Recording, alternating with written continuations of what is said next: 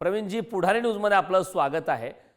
आता मराठी सणांबाबत महायुती सरकारला आकस आहे असं आदित्य ठाकरे यांनी आरोप केलेला आहे, टीका केली आहे, तसं ट्विट सुद्धा त्यांनी केलंय आणि महायुती सरकारला सवाल उपस्थित केलाय। काय यावरती आपली पहिली प्रतिक्रिया? ना मराठी लोकांच्या बाबतीत आणि मराठी सणांच्या बाबतीत आपण काय भूमिका घेतलीत हे मुंबई महापालिकेत असताना, सत्ता असताना आणि राज्यामध्ये 2.5 वर्षाच्या सरकारमध्ये मुख्यमंत्री म्हणून असताना घेतले हे पाहिलेलं आहे। मराठी माणसांसाठी सरकार मराठी सणांसाठी त्या ठिकाणी वाटेल ते करायला तयार आहे। अभिजात भाषेला त्या ठिकाणी दर्जा देण्याचं काम मराठी भाषेला कुणी केलं? तुम्ही 2.5 वर्ष मुख्यमंत्री होतात, कधी पाठपुरावा केलात का? कोविडच्या काळामध्ये आपण सण उत्सव सगळे त्या ठिकाणी कड्याकुलपात बांधून ठेवले होते। आता राजकारण करायला काही मुद्दा नाही, त्यामुळे अशा प्रकारचा मुद्दा करून त्या ठिकाणी राजकारण करण्याचा आदित्य ठाकरेंचा केविलवाणा त्या ठिकाणी प्रयत्न आहे। कुठल्याही परिस्थितीत कोळी बांधवांच्या मागे या ठिकाणी सरकार आहे आणि सणांच्या बाबतीत सुद्धा सरकार त्यांच्या सोबत आहे। आणि आपण बघाल केवळ असं ट्विट करून किंवा व्हिडिओ लाईव्ह करून त्या ठिकाणी लोकांच्या भावना समजत नाहीत। तर कोळी समाजाचे जे प्रश्न होते, कोस्टल रोड होत असताना काही प्रश्न होते, त्यांच्या सीमांकन डेव्हलपमेंटचा विषय आहे, हे सरकार करतंय ना। आपण काय केलं? आपण आतापर्यंत असा एखादा इश्यू आला की तो घ्यायचा, त्याचं राजकारण करायचं आणि आम्हीच मराठी माणसांचे तारणार, अशा प्रकारचा आता जो पोकळ देखावा आहे त्याला आता मराठी माणूस किंवा कोळी माणूस किंवा मुंबईकर अजिबात त्या ठिकाणी बोलणार नाही। नक्कीच प्रवीणजी, यामध्ये आणखीन एक महत्त्वाचा मुद्दा आहे। मराठी मुद्दा तर आहेत, या व्यतिरिक्त आदित्य ठाकरेंनी हिंदुत्वाच्या मुद्द्यावरती सुद्धा टीका केली आहे। निवडणुकांमध्ये हिंदुत्व राबवायचं आणि मराठी सणावरती, महत्त्वाच्या सणावरती बंधनं घालतायत असं सुद्धा ठाकरे म्हणाले। एक लक्षात घ्या, पहिलं स्वतः त्यांनी आरशात पाहावं। हिंदुत्वाच्या संदर्भात आपण कोणाच्या मांडीला मांडी लावून ज्याने आयुष्यभर हिंदुत्वाचा द्वेष केला, तिरस्कार केला, त्यांनी काय हिंदुत्वाच्या गोष्टी करायच्या? ज्यांनी मतांसाठी आता लोकसभेत विधानसभेमध्ये कोणाची तळी उचलली हे संपूर्ण महाराष्ट्राला माहित आहे। जिंकले ते कोणाच्या जीवावर जिंकले तेही माहिती आहे। म्हणजे हिंदुत्वाची ऐशी तैशी झाली चालेल, आम्हाला मतांसाठी कोणाच्या दाड्या कुरवाळायला लागल्या तरी त्या ठिकाणी कुरवाळायच्या। त्यांनी काय सांगतायत हिंदुत्व वगैरे? सोयीचं हिंदुत्व यांचं असतं, या ठिकाणी बाळासाहेबांचं कडवट हिंदुत्व होतं। नक्कीच प्रवीणजी, आपल्या सोबत शिवसेना उद्धव बाळासाहेब ठाकरे पक्षाच्या नेत्या किशोरी पेडणेकर सुद्धा जोडले। ताई, पुढारी न्यूजमध्ये आपलं स्वागत आहे। आदित्य ठाकरे यांनी खरं तर धुलीवंदनाला कोळी बांधवांवर लाऊडस्पीकर डीजेसाठी जे बंधन आणण्यात आले आहेत त्या संदर्भात महायुती सरकारवरती टीका केली।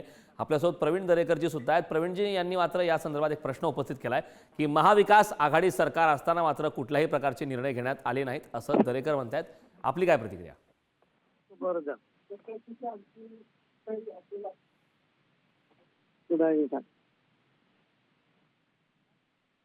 ताई, माझा आवाज पोहोचतो आपल्यापर्यंत? हा, मला काय विचारलंय का तुम्ही? हा, आपल्यालाच प्रश्न आहे की आदित्य ठाकरे यांनी धुलीवंदनाला मुंबईत डीजे लाऊडस्पीकरवर बंदी का, असा सवाल उपस्थित करत महायुती सरकारवरती टीका केली। आपली त्यावरती काय पहिली प्रतिक्रिया?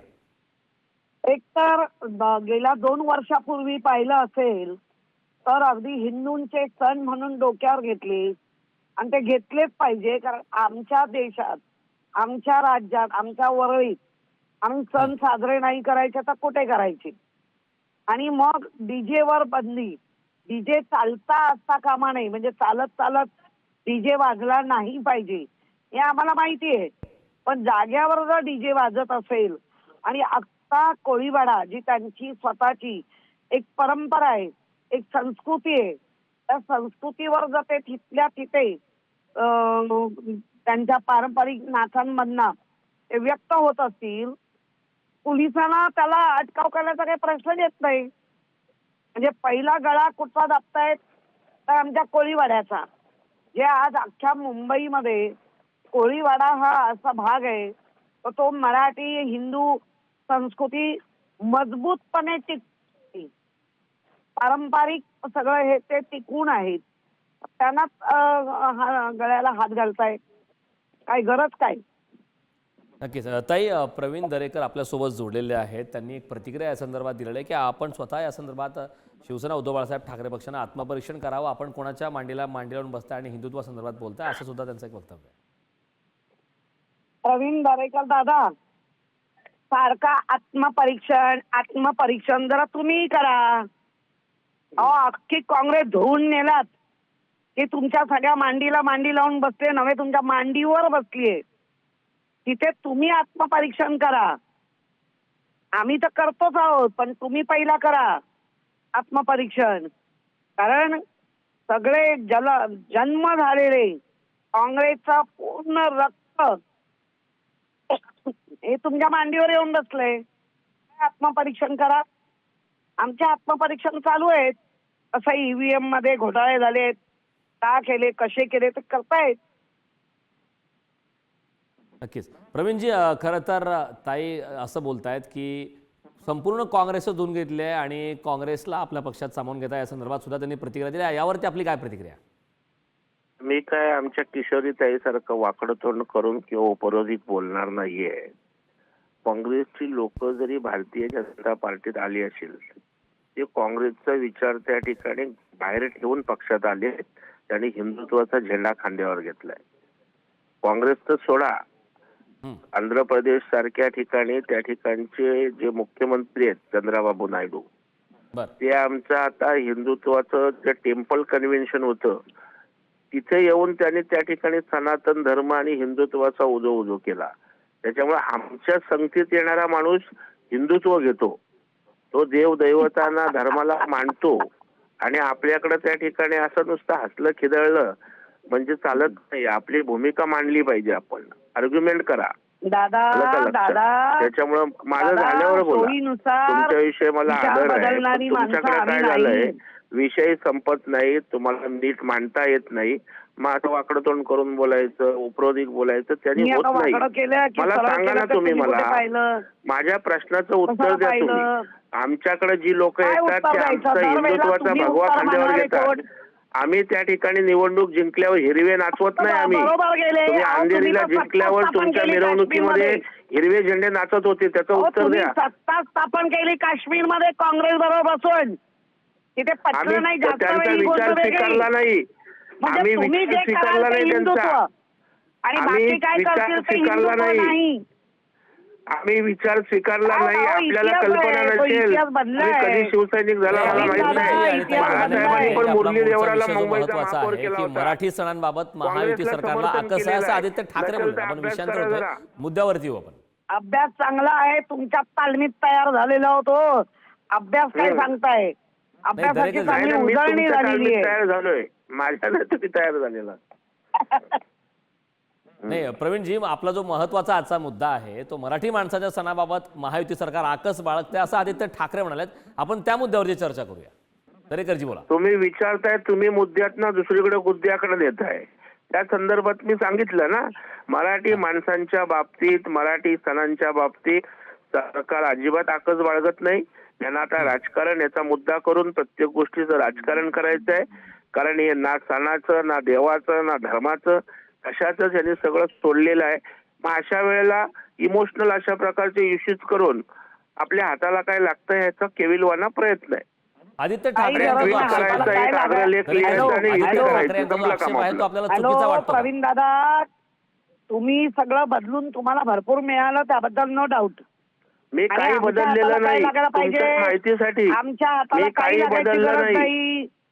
ताई, मी आपल्याला काही क्षणासाठी थांबवतोय.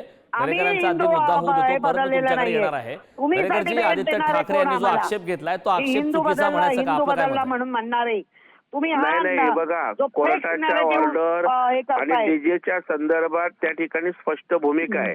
आमच्या किशोरी ताईंनी पण माझं आपल्याकडे येणार आहे. माझं झालं की बोला किंवा तुम्ही तरी बोला. काय प्रॉब्लेम आहे? किशोरी ताईंनी सांगितलं डीजेच्या संदर्भात त्या ठिकाणी चालताना वाजवता येत नाही आपल्याला. या संदर्भामध्ये कोर्टाचे काही आदेश आहेत. स्वतःच्या कोळीवाड्यामध्ये उभं राहून नाचत असतील तर पोलीस काय नखरे त्यांना करून हे करतायत, त्रास देतायत? तिथे उभं राहून ते नाचतायत, त्यांच्या कोळीवाड्यामध्ये उभं राहून नाचतायत, मजा करतायत, पारंपरिक नृत्य करतायत. पारंपरिक वेश परिधान केलेले आहे, केशभूषा त्यांनी वेगळी केलेली आहे आणि ते त्यांच्या ह्याच्यामध्ये असतील तर तिथे प्रॉब्लेम काय? बोला दरेकरजी. त्यांच्या मर्यादेत राहून सण साजरा करायला कोणालाही हरकत नाहीये. तेच ताई करतायत बोलतात प्रवीण दादा, त्याप्रमाणे मर्यादित राहूनच ऐका ना ताई, ताई माझं मर्यादा ऐकलं तर ओलांडत तुम्ही तशी नाहीये. बोला. किशोरताई आपल्याला विनंती आहे, प्रवीणजी दरेकर जे बोलतायत तो मुद्दा आपण ऐकून घेऊया. दादाला विनंती आहे, बोलू मी दे. आपल्याकडे पुन्हा येणार. नंतर बोला ना दरेकरजी तुम्ही.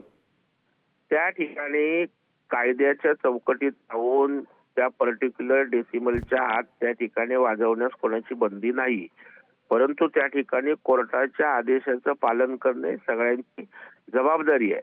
आणि ताई म्हणतात पण एका ठिकाणी वाजवायला कमी आवाजात अडचण नाही, पण जाताना जेव्हा डीजे त्या ठिकाणी नसतं तसं अलाउड नाहीये. आणि काय आम्ही थोडे दुश्मन आहोत कोळी या शिमगा उत्सवासाठी. कोणीच त्या ठिकाणी सरकारी त्या ठिकाणी उत्सवांच्या बाजूनी आहे. आणि अगदी बघाल की शिंदे साहेब जेव्हा मुख्यमंत्री होते त्यावेळेला सगळे सण उत्सव अगदी वेळा आपण वाढवल्या, आवाजाच्या परवानग्या दिल्या. त्याच्यामुळे मानसिकता या सरकारची त्या ठिकाणी हिंदू विरोधात असायचं काही कारणच नाहीये ना. आपण प्रवीण दादा, बघा वेळा की त्यावेळेला 12 वाढवलेल्या 10 वाजेपर्यंत होत्या, असायची, फक्त त्याची नवरात्री फक्त 12 तुम्ही वाजेपर्यंत सारखी केली. उजळणी केली. त्या ठिकाणी वेळा गणपतीला त्या 12 ठिकाणी आपले वाजवले, डिपॉझिट घ्यायचे, डिपॉझिट वाढवलेल्या आपण बंद होत्या. केलं. वेळा 12 पर्यंत वाढवलेल्या होत्या, नवरात्रातल्या गणपतीतल्या वाढवलेल्या होत्या. तुम्ही त्याची फक्त सारखी उजळणी करत राहिलात. नक्कीच नक्कीच ताई, आपला मुद्दा लक्षात आला. प्रवीणजी, आपला मुद्दा लक्षात आला. खूप खूप धन्यवाद प्रवीणजी आणि किशोरताई, आपण पुढारी न्यूजशी संवाद साधलात त्याबद्दल.